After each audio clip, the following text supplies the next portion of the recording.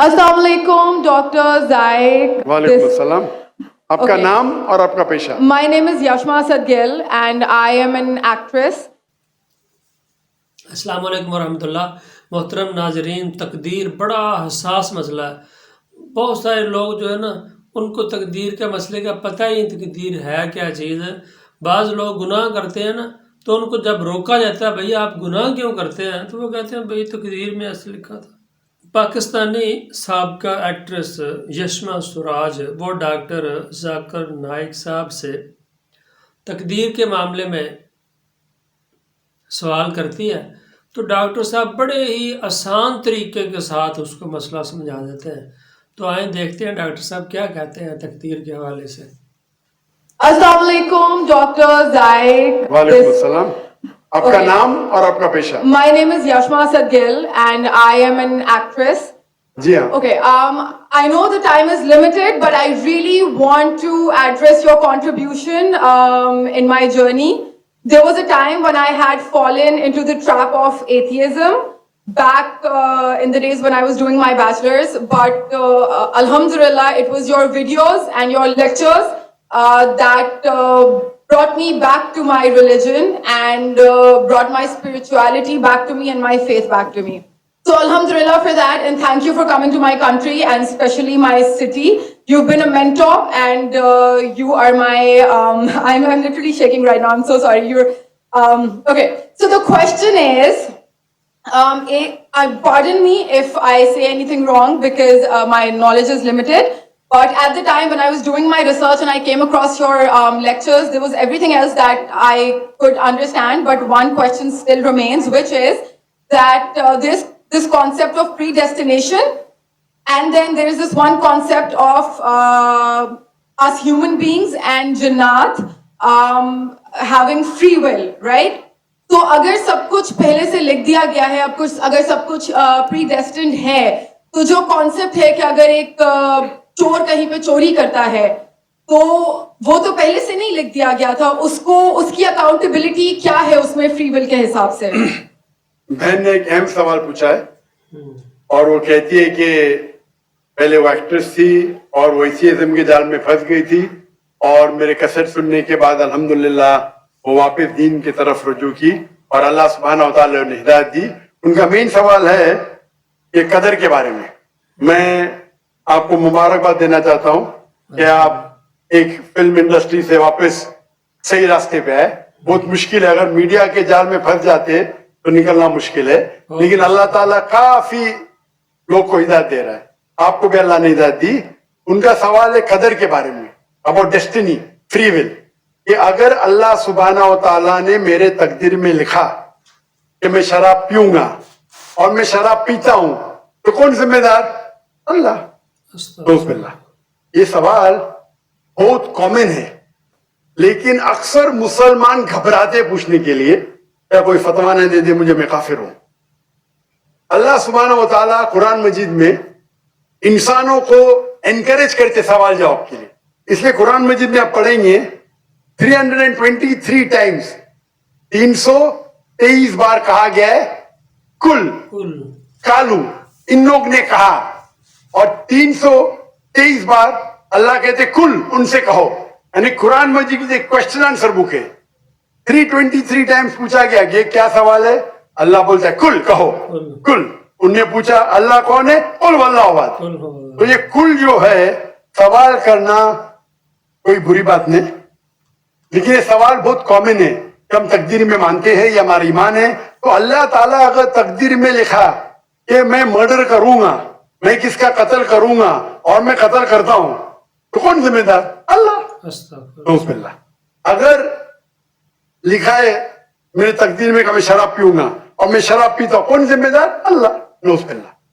इसका जवाब यह है कि हमें समझना चाहिए तकदीर की क्या मानी है. और ये सवाल जब मैं दावती मैदान में तकरीबन 35 साल पहले शुरू किया तो ये सवाल मुझे भी बहुत परेशान कर. किसे पूछा नहीं मुझे, अल्लाह की मदद है, अल्लाह की मदद है, जवाब मिलने के बाद ही लोग पूछते हैं.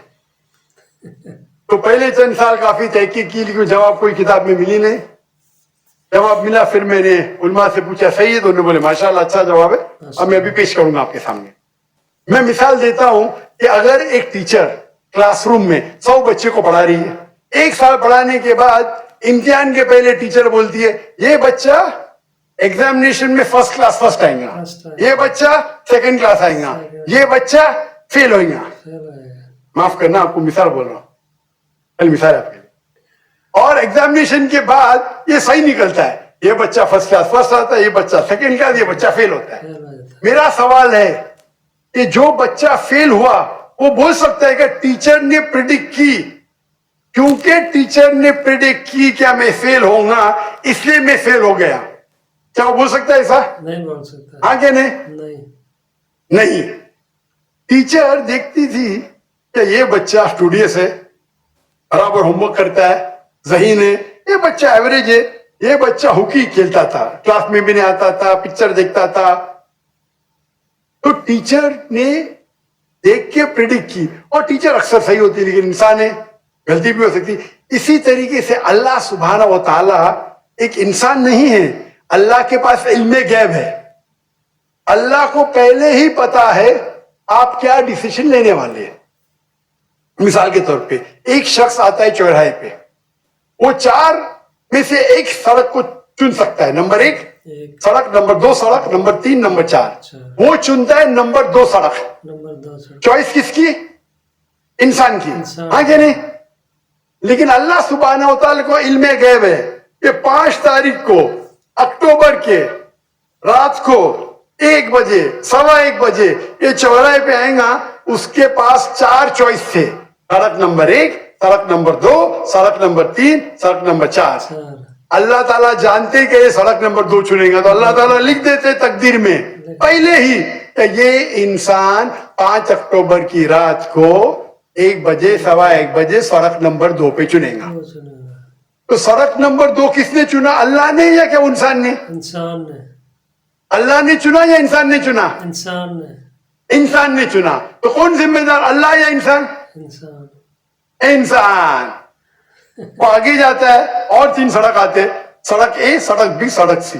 وہ چنتا ہے سڑک اے, اللہ تعالیٰ جانتا ہے کہ وہ سڑک اے چنے گا, لکھ دیتا ہے.